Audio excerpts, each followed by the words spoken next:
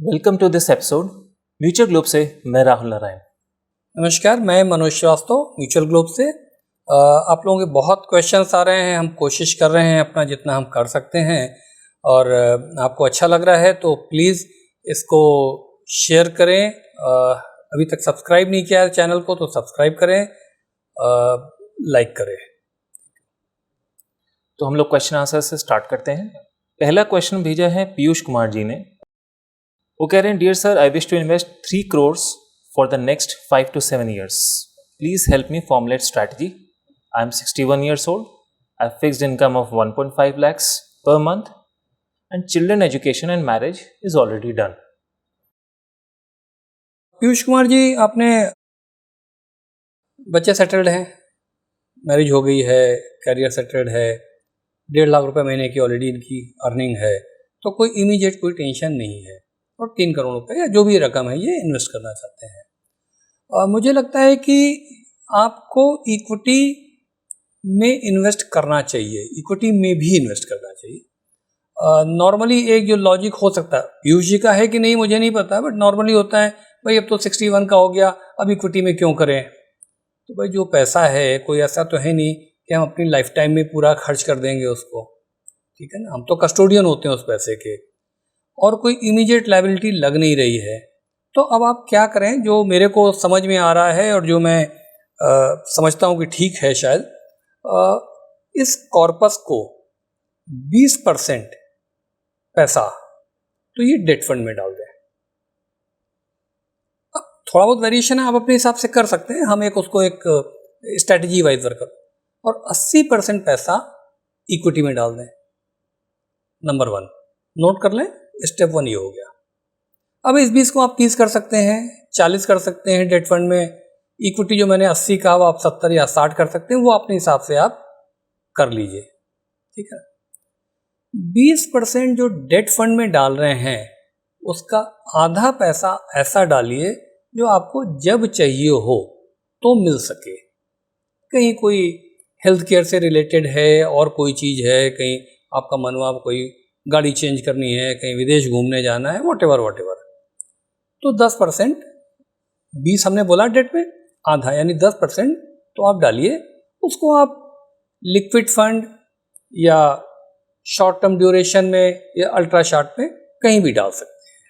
अब बिल्कुल ही अर्जेंट चाहिए हो कि 3 महीने में चाहिए तो लिक्विड फंड ले जाइए। आपको लगता है कि भाई कुछ 3 महीने में चाहिए तो लिक्विड फंड ले जाइए, कुछ उसके अगले 6 महीने में चाहिए तो अल्ट्रा शॉर्ट ड्यूरेशन में ले जाइए, और कुछ फिर 1 साल बाद चाहिए, 9-10 महीने बाद चाहिए, उसको शॉर्ट ड्यूरेशन ले जाइए। ये हो गया 10% का। बचा दूसरा 10%, उसको लॉन्ग टर्म ड्यूरेशन वाले डेट फंड में डालिए, जिसमें कि आप देखें HDFC का फंड है, SBI का फंड है, निपॉन का फंड है। उन लॉन्ग ड्यूरेशन फंड में पूरा पैसा उन्होंने सेंट्रल गवर्नमेंट सिक्योरिटीज में ही इन्वेस्ट किया है और लॉन्ग ड्यूरेशन किया है। तो क्रेडिट रिस्क तो है नहीं, प्राइस रिस्क हो सकती है, रेट ऑफ इंटरेस्ट फ्लक्चुएट करे, बट वो कोई ऐसा वाइल्ड नहीं होगा कि आपको कोई बहुत मेजर कोई लगे, और आपका तो लॉन्ग ड्यूरेशन का पैसा है।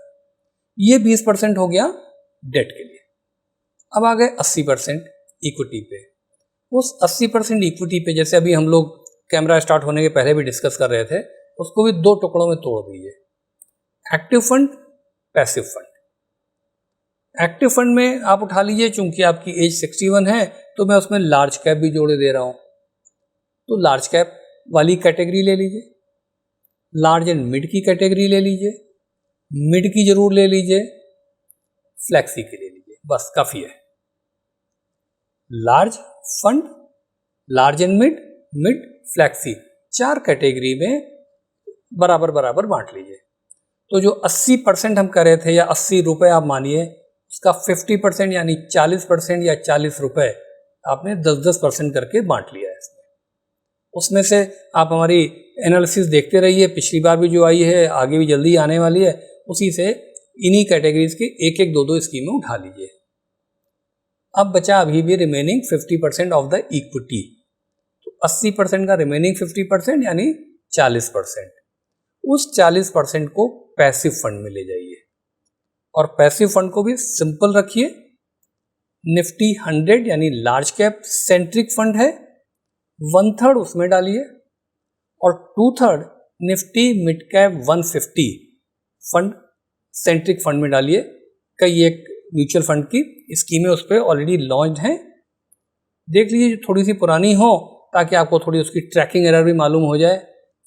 तो यानी कि वो जो पैसिव फंड का जो फंड था 1/3 चला गया निफ्टी 100 सेंट्रिक इंडेक्स फंड में, और 2/3 चला गया Nifty mid cap 150 centric fund में।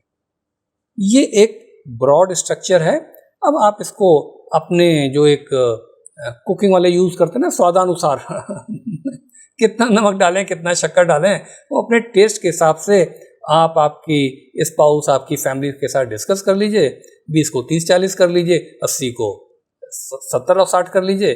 मेरे ख्याल से ये सिस्टम आपको काम करना चाहिए। फर्दर कोई क्वेश्चन हो तो भेजिएगा, हम फिर से जवाब देंगे। नेक्स्ट क्वेश्चन पे चलते हैं। तो ये पूछ रहे हैं, इनका थोड़ा डाउट है कि किस तरह से म्यूचुअल फंड की स्कीम सेलेक्ट की जाए। तो इन्होंने थोड़ा डिफरेंट पर्सपेक्टिव लिया है। ये पूछ रहे हैं क्या NAV और AUM के बेसिस पे सेलेक्ट करना चाहिए। तो मैं पढ़ देता हूँ। ये कह रहे हैं कि कम NAV वाले फंड में इन्वेस्ट करके करें या ज़्यादा NAV वाले फंड में, क्या कम AUM वाले में करें या ज़्यादा में, क्योंकि इन्होंने 2-4 एग्जाम्पल दिए। उनका किसी स्कीम में AUM ज़्यादा होता है तो NAV कम होती है, AUM कम होता है NAV ज़्यादा होती है, तो एग्जैक्टली कैसे इन्वेस्ट करें। ठीक है, देखिए इसमें ऐसा है कि जो हम लोग समझ पा रहे हैं, आप ये पूछ रहे हैं कि किसी की अगर NAV कम है तो वो अच्छा है क्या, किसी की NAV ज़्यादा है यानी महंगा हो गया तो क्या कम अच्छा है, आप ये कह रहे हैं। NAV का कम या ज़्यादा ये डिटरमिन नहीं करता कि परफॉर्मेंस आगे कैसी रहेगी। NAV का जो डिफरेंस हो सकता है वो 2 वजह से हो सकता है। आप मानो कि 2 स्कीमें एक साथ लॉन्च हुई, स्कीम A और स्कीम B। स्कीम A ने 10% का रिटर्न बनाया और स्कीम B ने 8% का रिटर्न बनाया, और इसी तरह से दोनों ने दौड़ना शुरू कर दिया। तो कुछ सालों के बाद, वैसे तो आप अगले साल से ही देखेंगे, अगले महीने से ही देखेंगे, बट कुछ सालों के बाद में आपको दिखेगा स्कीम A जो ज़्यादा रिटर्न बना रही है उसकी NAV ज़्यादा हो जाएगी, और स्कीम B जो थोड़ा कम बना रही है उस हिसाब से कम हो जाएगी। तो यहाँ पे अब आपको क्या सेलेक्ट करना है। आप कहेंगे अच्छा मुझे ये दोनों स्कीमें 5 साल पहले लॉन्च हुई थी, लेकिन स्कीम B की NAV कम है, तो क्या मैं इसमें जाऊँ, ये सस्ता मिल रहा है, सस्ता नहीं मिल रहा है, ये अंडर परफॉर्मर है। यानी NAV के बेसिस पे आप सिलेक्शन मत कीजिए, परफॉर्मेंस के बेसिस पे कीजिए। तो शायद इनका जो थॉट प्रोसेस रहा होगा ये शेयर से मे भी कोरिलेट कर रहा हूँ। जैसे कभी कभी कोई शेयर बहुत ज़्यादा चर्चा में आ जाते हैं और बहुत बढ़ जाते हैं, तो हम लोग कहते हैं उनका PE बहुत ज़्यादा है, बहुत ज़्यादा वैल्यूएशन हो गया है, लेकिन वो कॉन्सेप्ट म्यूचुअल फंड की यूनिट और NAV पे अप्लाई नहीं होता है। तो एक ही हो गया। दूसरा रीज़न क्या हो सकता है, एक ही जैसी स्कीम, एक ही जैसी, मान लीजिए मिड कैप स्पेस की एग्जाम्पल के लिए, और एक स्कीम लॉन्च हुई सन 2000 में मान लीजिए एग्जाम्पल के लिए, और एक लॉन्च हुई सन 2010 में।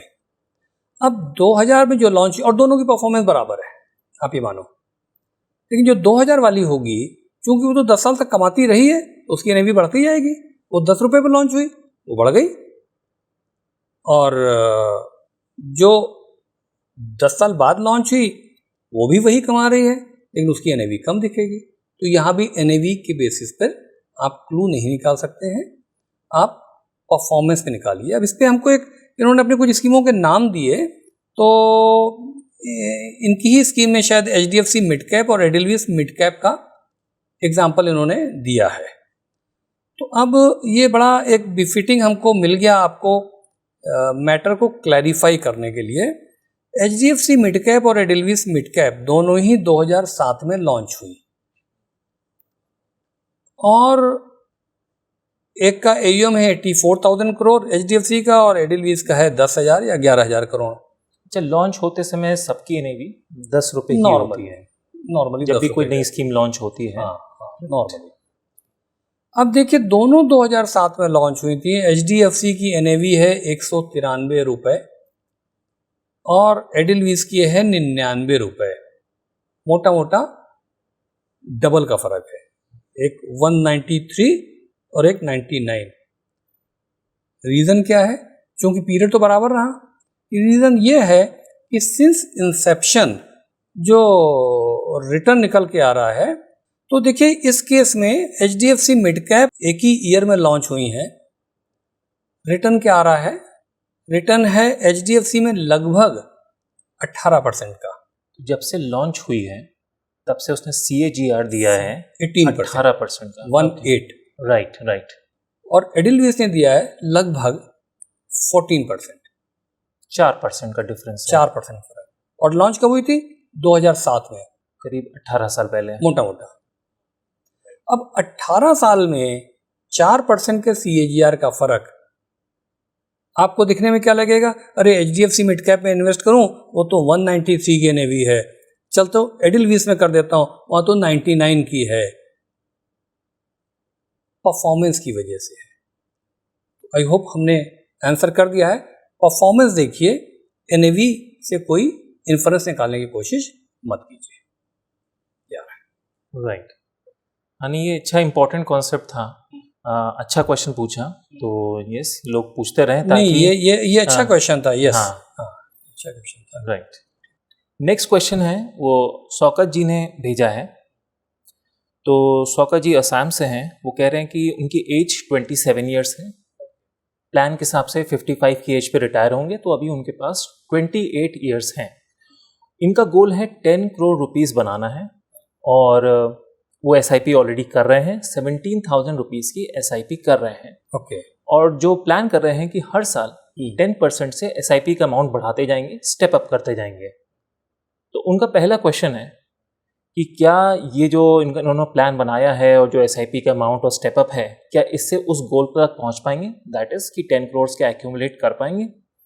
दूसरा ये पूछ रहे हैं कि 15 ईयर्स के बाद क्या स्टेटस होगा पोर्टफोलियो का। और फाइनली इन्होंने अपना पोर्टफोलियो हमारे साथ शेयर किया है, स्कीम्स मेंशन की हैं और पूछ रहे हैं क्या ये पोर्टफोलियो ठीक है या नहीं ठीक है। ठीक है, तो लगभग 3-4 क्वेश्चन हो गए। पहली बात तो जो 17,000 रुपये की सिप है, अगर ये हर साल 10% का स्टेप अप करते हैं, यानी अपनी सिप की अमाउंट बढ़ाते जाते हैं, तो 28 साल के बाद में ये फिगर बन जाती है 10 करोड़ 27 लाख, यानी उनका टारगेट अचीव हो जाता है। लेकिन इसमें जरूरी है कि वो 10% का स्टेप अप होता जाए।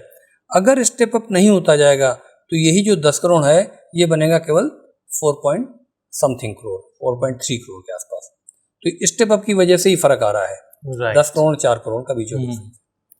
दूसरा, जैसे उन्होंने पूछा कि 15 साल बाद क्या होगा, तो अब 15 साल का इन्होंने क्यों पूछा क्लियर नहीं है, बट एनीवे हम कैलकुलेट कर देते हैं।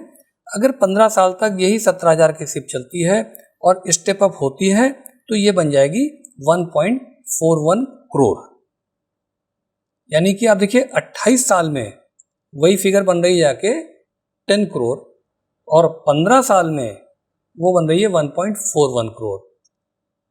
तो बेसिक जो अंडरलाइन थीम है जो हम समझाने की कोशिश करते हैं, टाइम दीजिए, टाइमिंग के चक्कर में मत पड़िए, टाइम दीजिए।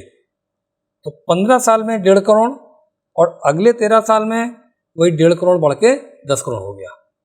इतना फर्क हो गया, कंपाउंडिंग का जो असर है। क्योंकि उन्होंने दोनों क्वेश्चन पूछे तो हमने उसके हिसाब से बताया। तीसरा ये है कि जो स्कीम्स के बारे में पूछ रहे हैं, तो हमारा एपिसोड 72 देख लें, उस पर जाकर के ये इनको क्लियर हो जाएगा कि इनकी स्कीम्स कैसी हैं। अपेरेंटली ठीक भी लग रही हैं। और चौथा जो ये कह रहे हैं कि भाई अमाउंट एलोकेशन कैसे करें, तो अमाउंट एलोकेशन ऐसे करें, 4 या 5 कैटेगरीज ले लें। वैसे तो यंग हैं तो इनको लार्ज एंड मिड की कैटेगरी, मिड, फ्लैक्सी, मल्टी और एक लार्ज कैप भी ले लें या लार्ज कैप ऑब्लिक निफ्टी 50 ले लें।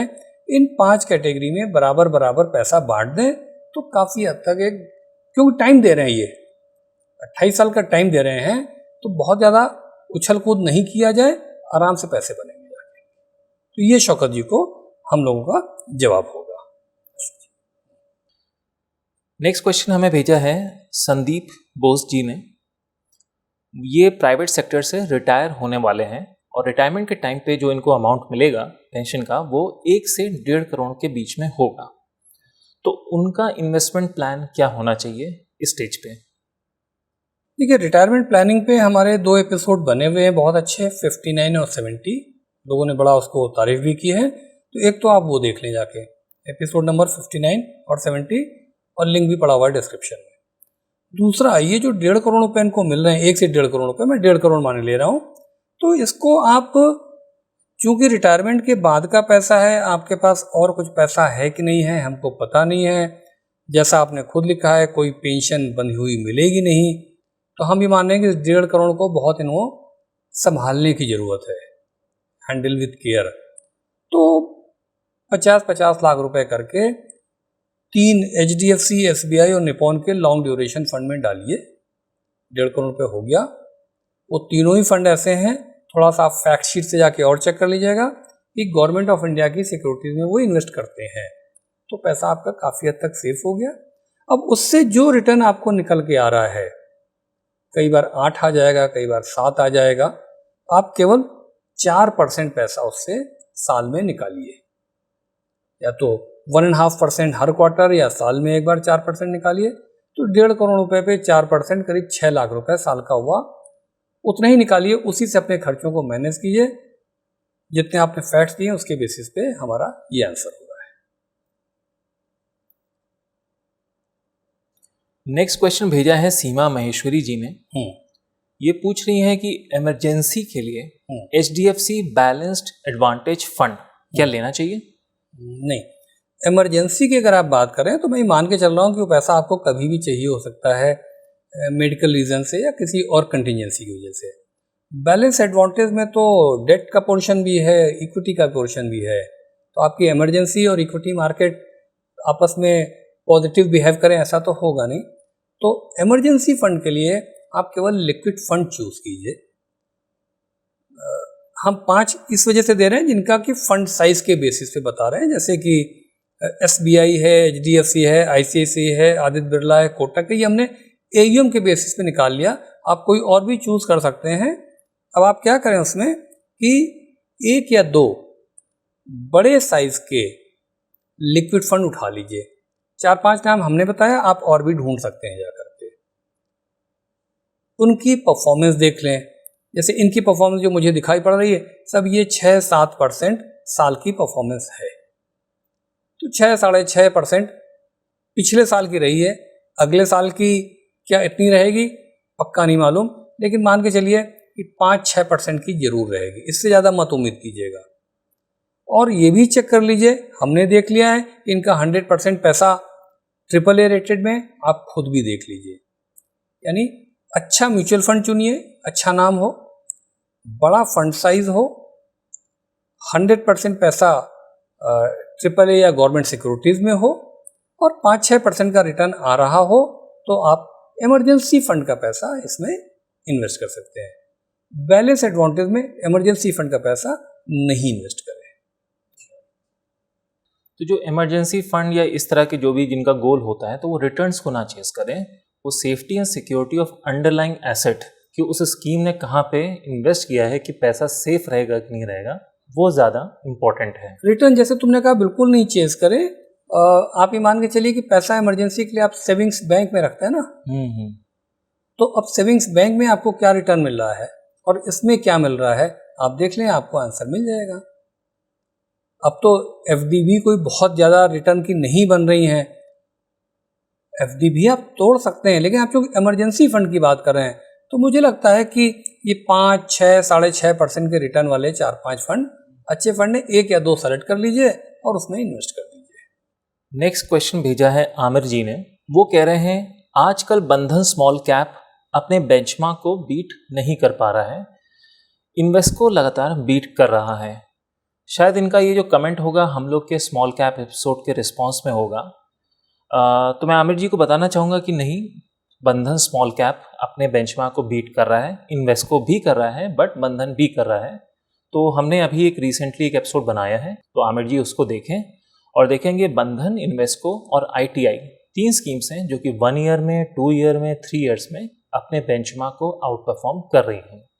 और वो जो अभी जैसे राहुल ने कहा वो हमने स्क्रीन भी इसमें लगा दिया है, तो आप खुद देख सकते हैं कि दोनों ही बीट कर रहे हैं अपने बेंचमार्क को। नेक्स्ट क्वेश्चन भेजा है मोनिका शर्मा जी ने। इनकी 6,500 रुपये की SIP चल रही हैं और ये 2,500 रुपये और ऐड करना चाह रही हैं। ओके। ये पूछ रही हैं कि निपॉन या ICICI लार्ज कैप में से कौन सी चूज़ करें। ये जानना चाहती हैं क्या इनका पोर्टफोलियो डाइवर्सिफाइड है। इन्होंने अपना स्कीम्स मेंशन की हैं यहाँ पे। ये चाहती हैं डाइवर्सिफाइड है या इसमें कोई चेंज करने की ज़रूरत है, और अगर ये लार्ज कैप उसमें ऐड कर लेती हैं तो क्या पोर्टफोलियो डाइवर्सिफाइड और बैलेंस हो जाएगा कि नहीं हो जाएगा।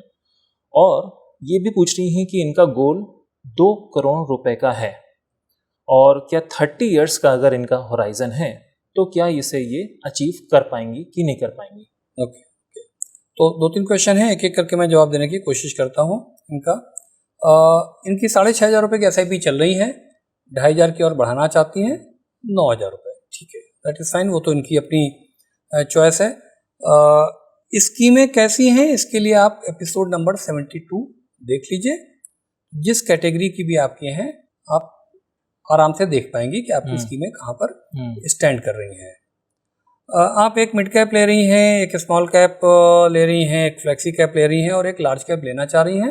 मैं कहता हूँ उतना अगर आप कर लेते हैं तो ठीक है, फेयरली डाइवर्सिफाइड आपका हो जाएगा। तो ये आपका दूसरे सवाल का जवाब हो गया। तीसरा ये कि 9,000 रुपये की अगर आप SIP कर रही हैं और हम जैसे 12% का प्रिजम्पशन लेते हैं तो 30 साल में ये 2.77 करोड़ हो सकता है, अगर आप बीच में सिप को रोकेंगी तोड़ेंगी नहीं। तो जो आप 2 करोड़ करना चाहती हैं 9,000 की सिप से, क्यों? क्योंकि आप 30 साल दे रही हैं।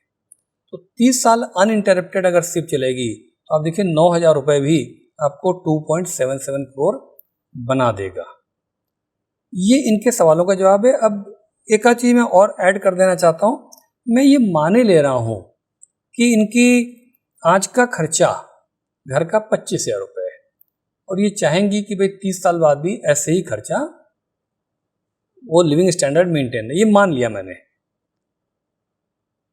अब अगर हम उसको 6% का इन्फ्लेशन मान लें, जो कि थोड़ा हायर साइड पे बट हम मान ही ले रहे हैं, तो 12 साल में ये खर्चा डबल हो जाएगा और उसके और 12 साल में और डबल हो जाएगा, यानी 25,000 12 साल बाद हो जाएगा 50,000 रुपये और उसके 12 साल बाद हो जाएगा 1,00,000 रुपये। ये हो गए 24 साल और अभी 6 साल बाकी हैं। तो मैं बहुत रफली कर रहा हूँ, तो मैं मान लेता हूँ कि आपका 30 साल के बाद में खर्चा लगभग जो आज 25,000 रुपये है वो हो जाएगा 1,50,000 रुपये। आप आज 9,000 की सिप कर रही हैं जो कि आपको 2.77 करोड़ दे रहा है। तो अगर 2.77 करोड़ पे 8% का रिटर्न आपको उस वक्त मिलता है तो लगभग 1,50,000 रुपये हमने माना तो हो गया 18,00,000 रुपये साल का, और 2.77 पे हमने 8% माना तो 8 दूनी 16, 18,00,000 से थोड़ा ऊपर ही हो गया। अगर 25,000 का खर्चा आज है और आप चाहते हैं यही लाइफ मेंटेन करना 30 साल बाद, तो ये आपका 9,000 रुपये का सिर्फ सफिशिएंट दिखता है। अब ये बात हमने छेड़ी क्यों? अभी 2 करोड़ रुपये बहुत बड़ी रकम लग रही है, बट 30 साल में इन्फ्लेशन भी अपना रोल प्ले करेगा। तो 2 चीज़ें क्लियर कर दूं। एक तो हमने 8% कैसे प्रिज्यूम कर लिया, हमने कहा ना आपका 2.77 करोड़ हो जाएगा, you should be happy, you wanted 2 crore, we said नहीं 2.77 हो जाएगा, ठीक है ना। और उस पर 8% निकालेंगे तो आपको 18, 19, 20 लाख रुपए आ जाएगा। 8% कैसे निकला? उस वक्त का जो पैसा आपका हुआ उसको आप आधा इक्विटी में डालेंगी, 12% प्रिज्यूम कीजिए, आधा डेट में या बैंक FD में डालेंगी, 4% प्रिज्यूम कीजिए, दोनों को जोड़ दीजिए, 12 और 4 16, 16 को 2 से डिवाइड कीजिए, 8%। ये उसका रैशनल है। प्रिजम्पशन तो कोई लेने हैं, लेकिन ये पैसा आपको आज अगर आपका 25,000 का खर्चा है उतने तक ही ध्यान करेगा। आज आपका 40,000 रुपये महीने का खर्चा है, घर का खर्चा 50,000 रुपये है, तो ये रकम कम पड़ जाएगी। ये मैंने एक कॉशन के रूप में कहा कि अगर आपका 50,000 रुपये खर्चा है तो ये मत मानिए कि 2 करोड़ हो जाएगा, 3 करोड़ हो जाएगा, 30 साल बाद वो कम पड़ जाएगा। ये एक वर्ड ऑफ कॉशन है, इसके हिसाब से अब ये अपना प्लान करें, या और कोई इनकी क्वेरी होती है तो ये भेजें तो आगे से हम लोग उसको और फाइन ट्यून करने की कोशिश करेंगे। नेक्स्ट क्वेश्चन भेजा है अंकित अरोड़ा जी ने। इनकी एज 35 है और ये 20 इयर्स के लिए SIP करना चाहते हैं। इन्होंने अभी कुछ दिन पहले 3-4 महीने पहले SIP करना शुरू कर दिया है और 32,500 की SIP कर रहे हैं। इनका क्वेश्चन है कि 20 इयर्स में ये अमाउंट कितना हो जाएगा। ठीक है, तो इनका जो सवाल है कि 32,500 रुपये की सिप कर रहे हैं, 20 साल के लिए करना चाहते हैं। हमारे 12% के प्रिजम्पशन के हिसाब से ये अमाउंट बन जाएगी लगभग 3 करोड़ रुपए, प्रिसाइसली 2.99 करोड़, 3 करोड़ रुपए मान लें, 3 करोड़ बन जाएगी। और बाकी जो ये अपनी स्कीम्स के बारे में पूछ रहे हैं तो उसके लिए तो ये एपिसोड नंबर 72 देख लें जा करके, ताकि उससे जाके वेरीफाई भी कर सकें कि इनकी स्कीमें कहाँ पर स्टैंड कर रही हैं। ठीक, नेक्स्ट क्वेश्चन भेजा है बरुआ शंकुदेव जी ने। तो ये शेयर मार्केट में नए हैं और इन्होंने हमारे चैनल के कुछ एपिसोड्स यूट्यूब पे देखे हैं। इनकी एज 52 इयर्स है। अब ये पूछ रहे हैं कौन सा म्यूचुअल फंड अच्छा होगा, कितना अमाउंट इन्वेस्ट करना चाहिए, कितने सालों के लिए इन्वेस्ट करना चाहिए। अनफॉर्चुनेटली इन्होंने अभी कुछ और अपने बारे में नहीं बताया है, तो मैं आपसे रिक्वेस्ट करूँगा कुछ अजम्पशंस ले लीजिए, वरना इसके बेसिस पे कैसे आप आंसर कर पाएंगे। हाँ देखिए, इसमें ऐसा थोड़ा सा भी हम लोगों को होमवर्क करना पड़ेगा। कौन से म्यूचुअल फंड अच्छे होने चाहिए तो हम कैटेगरी वाइज बात कर सकते हैं, क्योंकि एज इनकी 52 की है तो बहुत एग्रेसिव नहीं जा सकते कि स्मॉल कैप चले जाएं या उस तरह से। तो ये एक लार्ज कैप ले लें कैटेगरी, एक मिड कैप की कैटेगरी ले लें, एक लार्ज एंड मिड की ले लें, एक फ्लैक्सी की ले लें, 4 ले लिया। कौन सी स्कीम लें ये हमारे एपिसोड नंबर 72 को देख लें जा करके, तो उससे इनको ऊपर की जो भी 1 या 2 अच्छी लग रही हैं एज पर डेटा एनालिसिस वो उठा लें। तो ये तो उन्होंने जनरल क्वेश्चन पूछा, हमने उसको जनरल आंसर देने की कोशिश की। इन्होंने पूछा है कि भाई कितने दिन के लिए इन्वेस्ट करें, तो इक्विटी में इन्वेस्ट कर रहे हैं तो 6 से 8 साल कम से कम करें। इससे कम अगर इन्वेस्ट करें तो फिर इक्विटी में नहीं करें। अब कितनी अमाउंट करें, और ट्रिकी क्वेश्चन है क्योंकि डिटेल्स उन्होंने दिए नहीं। तो हम बोले साहब महीने के 1 लाख की SIP कर दीजिए, जाके 1 करोड़ इन्वेस्ट कर दिए, मुझे पता नहीं, इन्होंने कुछ बताया नहीं है। तो हम कुछ प्रिजम्पशन लेते हैं जिसको फिर ये अपने हिसाब से फाइन ट्यून कर लें। हम अगर मान लें आज इनका खर्चा है 25,000 रुपये और ये 8 साल बाद रिटायर हो जाएंगे, तो जो 25,000 रुपये है 8 साल बाद वही लाइफस्टाइल मेंटेन करने के लिए कितना खर्चा आएगा? ये हो जाएगा 40,000 रुपीज़ पर मंथ या साल का 4.8 लाख। आज अगर 25,000 खर्च हो रहा है तो 8 साल बाद 40,000 रुपये महीने खर्च होगा, साल का हो गया 4.8, लगभग 5 लाख रुपए। अब अगर हम ये मान लें कि वो जो 5 लाख रुपए इनका खर्चा होगा वो इनके इन्वेस्टेड अमाउंट से ही रिटर्न निकल के आना चाहिए, तो जो हम एक 8% का फॉर्मूला लेते हैं तो उसके हिसाब से करीब इनका कुछ 62.5 लाख रुपए का फंड साइज होना चाहिए। मतलब आप प्रिज्यूम कर रहे हैं कि पोस्ट रिटायरमेंट ये जहाँ भी इन्वेस्ट करेंगे, लेट्स से म्यूचुअल फंड या FD या कॉम्बिनेशन ऑफ बोथ, उससे जो रिटर्न आएगा वो 8% का आएगा। वो 8% का। तो इनका खर्चा मीट हो जाना चाहिए 40,000 रुपये पर मंथ का, इस प्रिजम्पशन पे कि आज खर्चा 25,000 है। राइट, इस प्रिजम्पशन पे। तो अब चूंकि हमें ये नहीं पता कि इनका पिछला पैसा कितना जमा है, कहाँ जमा है, कोई SIP कर रहे हैं, कोई RD कर रहे हैं, कोई FD है कि नहीं, हमें कुछ नहीं पता, और हम एक अवेयरनेस क्रिएट करना चाह रहे हैं। तो उस एंगल से मानते हुए कि इनका 0 पैसा इन्वेस्टेड है, 25,000 रुपये महीने का खर्चा है, 8 साल बाद 40,000 रुपये महीना हो जाएगा, साल का 4,80,000 हो जाएगा, तो इनके पास 62.5 लाख रुपए उस वक्त होना चाहिए। अब वो 62.5 लाख रुपए इस 8 साल में ही बिल्ड करना है as per the details which we have. तो कितने की SIP आती है इनकी लगभग 62.5 लाख पहुंचने के लिए? अराउंड 40,000 पर मंथ की अप्रॉक्सीमेटली SIP करनी पड़ेगी। अगर आज आपके पास कुछ भी आपने सेविंग नहीं कर रखी है और 25,000 रुपये का खर्चा है, तो मोटा मोटा 40,000 रुपये की SIP भी करनी पड़ेगी। आपका आज अगर 50,000 रुपये खर्चा है और यही लाइफस्टाइल आप मेंटेन करना चाहते हैं तो 40,000 के बदले 80,000 की SIP करनी पड़ेगी। हाँ, आप हमको फर्दर और डिटेल्स दें तो हम फाइन ट्यून करके आपको और बेटर सप्लीमेंट कर सकते हैं। This is just for the purpose of creating the awareness कि क्या होना चाहिए। एक हमारे पास मैसेज आया है, मिस्टर TN बंधु जी ने भेजा है। वो कह रहे हैं your YouTube content is very helpful for investors, can I leave my question for answers. तो जी बिल्कुल, आप अपना क्वेश्चन कमेंट्स में ड्रॉप कर सकते हैं। नेक्स्ट क्वेश्चन है अभिनस सोंता जी का। इनका 3.5 लाख का लमसम इन्वेस्टमेंट है और इन्होंने अपनी स्कीम्स मेंशन की हुई हैं और ये 1000 रुपीज़ की SIP कर रहे हैं। इनका गोल है 5 crore rupees in next 25 years.